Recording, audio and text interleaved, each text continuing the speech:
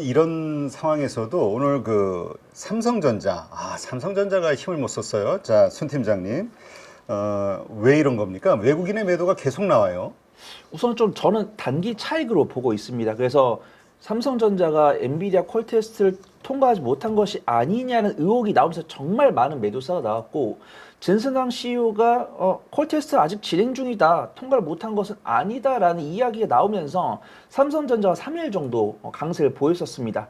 그 다음에 이제 저번 주 금요일엔 살짝 쉬어가는 모습이었고, 오늘 추가적으로 쉬는 모습인데, 삼성전자 관련했을 때 사실 악재는 없습니다. 근데 오늘 뉴스가 너무 많이 나왔습니다. 이제 대표님께서 다 읊어주셨는데, 정규장 개장 초반에는 이제 뭐 화장품이랑 의료 미용기기가 이제 제이시스 메디칼이나 이런 뉴스 나오면서 가장 강한 모습 보여줬다가, 그 다음에 이제 9시 반에 폭염 뉴스 나오면서 음식료품 관련 종목들이 정말 강세를 보여주었어요. 그 다음에 오후장에 그 포항 영일만 과에서 또 뉴스가 나왔더라고요. 그래서 뭐 그렇다고 해서 시동까지는 못 걸었는데, 이제 뭐 이 첨예한 대립이 또 나왔더라고요. 또 야당 측에서 가만히 안 있더라고요. 그런데 이제 뭐 직원이 4명이라든지 1명이다, 뭐 가정집이다 이러더니 실증 사업을 진행을 하겠다, 뭐 소요 시간은 뭐 44일 정도 걸리고 이러면서 유가 관련 종목들이 양봉은 간신히 보여줬는데, 뭐 플러스 5%까지는 뭐 상승세 이어주지 못하는 모습입니다.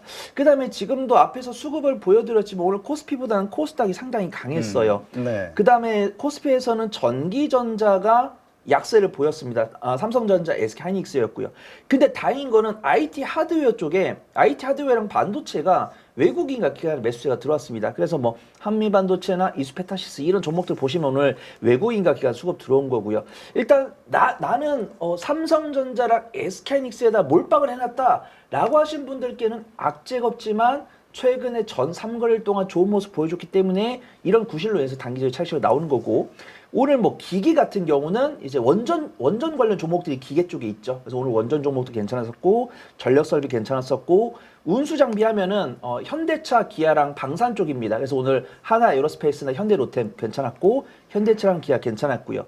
오늘 전반적으로 2차 전지도 에코프로랑 에코프로 BM, 뭐 포스코 퓨처엠 이런 종목들은 약세를 보여줬지만, 코스모 신소재 같은 경우는 강보합권, 그 다음에 오늘 이제 대표님께서 말씀하셨던 뭐 덕산 테코피아나 PNT, 뭐 CIS 이런 종목들은 좋은 모습 보여줬으니까 뭐 2차 전지 좋았다. 그 다음에 화학 섹터나 제약도 사실 알테오젠이랑 삼천당 제약은 다소 아쉬웠는데, 그 외에 뭐 CDMO 기업이든가 네. 이제 대장들은 시가 쪽의 상위랑 대장들은 조금 차익이 나오고, 그 아랫단에 있는 중소형주들은 괜찮은 장세였다. 저는 그렇게 보고 있습니다. 네. 오늘 뭐 원전도 움직였으니까요. 진짜 뭐 그러니까. 돌아가면서 다 움직인 것 같아요. 근데 지수는 어쨌든 코스피가 0.79, 코스닥이 0.17 빠졌거든. 하락을 했단 말이죠. 지수는 하락을 했는데 삼성전자 영향이 큰 거 같죠? 크죠. 근데 이거 딱 차트 보면 가끔 그런 느낌 안 듭니까, 대표님? 지금이냐? 이거 그 앞에 갭이 팍 뜨면서 이거 내가 살라 했는데 하셨던 분들이 많았잖아요. 지금 사라 지금 이러면서 이제 지금 내려준 거 아닐까요? 자, 지금 다시 버스 왔습니다. 빨리 탑승하세요. 삼성전자. 지금 마지막입니다. 이제 더 이상 안 기다려줍니다. 약간 이런 느낌 아닐까요? 저기 그 호객 행위를 하려면 좀 멋있게 해야지. 그렇게 막 그 호객 행위를 하면 안 되죠. 자, 이제 버스 떠납니다. 버스 딱 떠나려고 했는데 사람들이 저 아직 못 탔는데요. 이러니까 이제 띡 세워가지고 이제 빨리 오세요. 이제 이렇게 막 야, 이제 자, 일단 우리 식음료주 한번 볼까요? K푸드. 야, 요새 뭐 장난이 아닌데, 아까도 뭐 잠깐 얘기했지만 그 폭염에 대한 뉴스 나오면서, 근데 폭염에 대한 뉴스가 제과주, 이 빙과주 뭐 이런 것들만 올린 게 아닌 것 같아. 이게 전력 쪽도 옮긴 것 같아. 왜냐면 전력난 분명히 있을 수밖에 없잖아요. 폭염이 오면. 그렇죠. 그래서 오늘 원전이 좀 움직인 것 같기도 원전도 하고. 그렇고 전선주, 전력주 다 반등했죠. 네, 확실하게 이게 이 섹터, 이 종목이 뭐 때문에 올라갔냐라고는 아무도 못 말하지만, 저는 보통 확률 좀 이야기하거든요. 그래서 시간 순으로 말씀을 드리면, AI 반도체로 인해서 전력 수요가 필요하다는 뉴스가 아침 8시쯤에 나왔었습니다. 그 다음에 오늘 혜태제과식품이 리포트가 개장 전에 나왔어요. 그래서 정규장 개장 딱, 그 다음에 그 수출 동향도 이제 보통 이제 6월 11일에 6월 1일부터 6월 10일까지 잠정치를 발표해 줍니다. 그래서 제가 이제 출근길에 굵은 뉴스 봤던 거 3개였어요. 그래서 오늘 그 다음에 이제 제시스 메디칼까지 네 가지 뉴스가 이제 8시랑 9시 사이에 나왔었습니다. 그러면서 이제 정규장이 딱 개장했을 때는 미용 의료기기랑 화장품이랑 전력설비랑 이제 또 한 가지 이게 음식료가 한 플러스 2% 3%까지 있었어요. 근데 가장 먼저 슈팅 스타트를 끄는 거는 음식료였습니다. 아침 한 9시 반쯤. 그 다음에 이제 전력 설비가 그 다음 바톤을 이어받은 게 이제 한 10시쯤.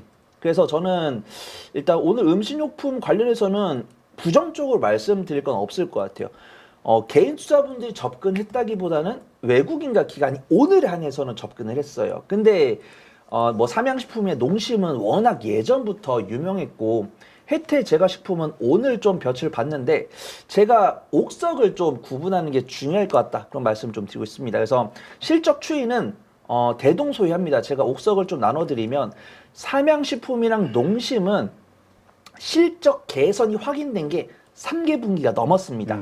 근데 뭐 지금 혜태 제과식품이나 빙그레는 저번 4분기 때 실적 발표가 그때 개선됐어요. 근데 혜태 제과식품은 안타깝게도 1분기까지는 제자리 걸음이었습니다. 근데 리포트가 나오면서 2분기 컨센서스가 굉장히 상향 조정이 됐고요.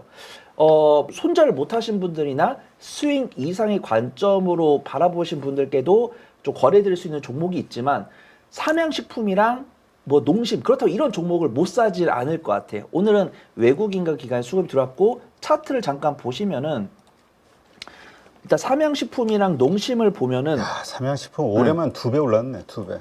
근데 보면은 수급이 저는 손절 못하신 분들께는 권해드리지 않는 수급입니다. 저는 외국인과 기관이 좀 사는 걸 좋아하거든요. 근데 이거를 이제 수급이랑 그치, 많이 차트를 올라왔죠, 지금. 네, 수급이랑 차트를 대조를 해보면 보통 이제 바닥에 있을 때는 외국인과 기관이 사고 갭을 띄웠을 때는 개인이 사고 그 다음에 추가적인 뉴스가 안 나오네라고 했을 때 이제 개인이 보통 던지거든요. 그럼 이 물량을 받아주는 정도가 있기 때문에 나는 손절 가능하고 식품주에 대한 성장을 의심하지 않는다라고 하신 분들은 삼양식품을 권해드리고요. 그 다음에 저는 차라리 저는 삼양식품 조금 부담됩니다 라고 하시는 분들께 저 농심을 권해드리고 있고 그럼 제가 탑픽은 공개하도록 하겠습니다. 롯데칠성이거든요. 네, 제 탑픽은 롯데칠성입니다. 그래서 확실하게 주가를 보더라도 부담이 안 되고요. 네. 뉴스를 보면은 롯데칠성 같은 경우는 물론 삼양식품이랑 농심만큼은 아닙니다. 근데 삼양식품은 뉴스 찾아보신 분들 아시겠지만 거의 2년, 3년 만에 매출액과 당기순이익이 거의 2배 가까이 나온다라는 리포트 나왔고 그 다음에 삼양식품 같은 경우도 증설한다. 그래서 우리가 2, 3년 뒤에 볼 수 있는 실적을 미리 땡기겠다는 뉴스가 나오면서 이제 목표가 80만 원까지 땡겨졌죠. 그 다음에 이제 제가 옥과 석이라는 게 제가 오늘만 음식료품 관련 종목 한 15개를 다 봤는데 제가 앞에 말씀드린 3개 말고는 실적 가시화가 잘 안 됐어요. 그러니까 제자리라는 거죠.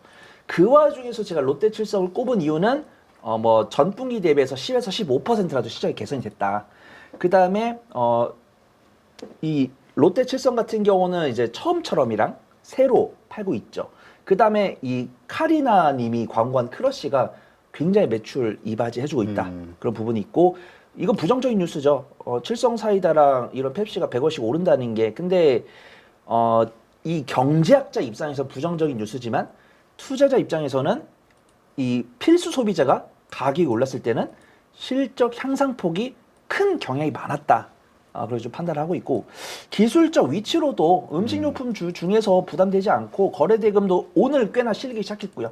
외국인과 기관의 강한 순매수가 들어왔기 때문에 음식료품 중에서 난 손절 못하는데 그래도 사보고 싶다라고 하시는 분들은 저는 롯데칠성이 좋아 보인다. 그렇게 좀 말씀을 드리도록 하겠습니다. 제가 2년 전인가 3년 전에 주식을 정말 잘하시는 분이 계시는데 그분이 했던 이야기라고 하면서 전해들은 이야기가 있는데 CJ 제일제당 이거 자식에게 물려줘야 될 주식이다. 자기는 그렇게 생각한다라고 말했는데 그때 이후로 많이 빠져가지고 참 그분 어떻게 됐을까 이런 생각을 했는데 요즘 제대로 저 인정을 받는 것 같아요. CJ 제일제당도 오늘 강세였죠? 아주 흐름이 좋네요. 네, 오늘 강세였는데 저는 변동성 강한 종목군 중에서 탑픽은 삼양식품 말씀드립니다. 왜냐면 밸류에이션을 언제나 좀 해야 된다라고 보고 있고요. 긍정적 리포트 나와 있고 변동성은 좀 덜합니다.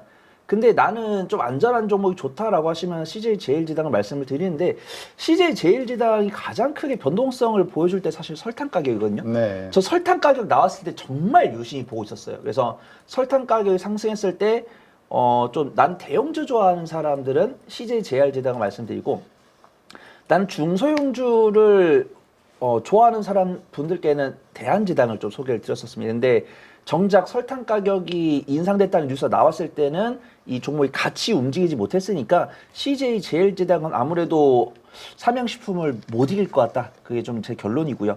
그 다음에 이제 밸류에이션을 하면은 일단은 삼양식품 같은 경우는 거의 이견이 없습니다. 2년, 3년 뒤에 실적이 2배가 될 것이다 라는 거에 대한 이견 없고 CJ제일제당 같은 경우는 앞으로 실적이 한 30% 정도?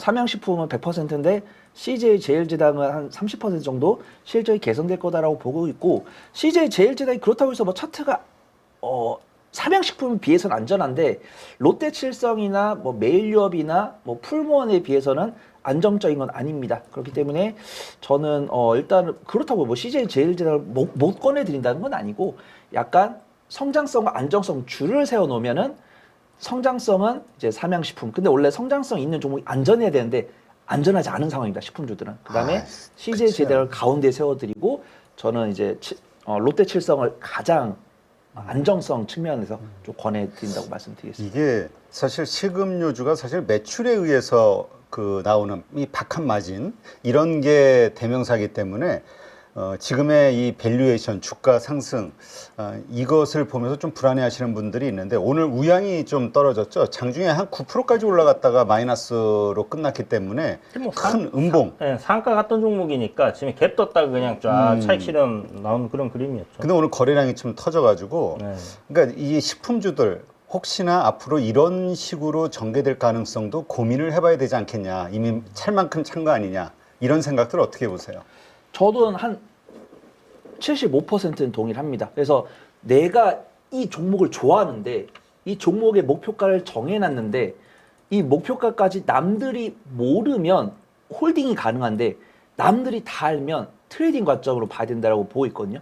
우양이 그래도 막 게맛살이나 이런 냉동 김밥이나 이런 게 잘 안 팔리기 때문에 단기 순손실이 나왔다는 것은 확인을 했고요. 그 다음에 이제 뉴스가 나오면서 알고 보니까 냉동 김밥이랑 게맛살이 잘 팔리고 해외 수출이 많이 된다더라. 그러면 인정을 하겠습니다. 그 다음에 이 증권사 컨센서스도 의심을 안 할 건데 이 증권사 컨센서스까지 가기 전까지 그냥 5% 내외의 변동성을 보여줬다고 한다면 저는 그냥 홀딩을 말씀드릴 건데 이제 저도 대표님이랑 동의돼요.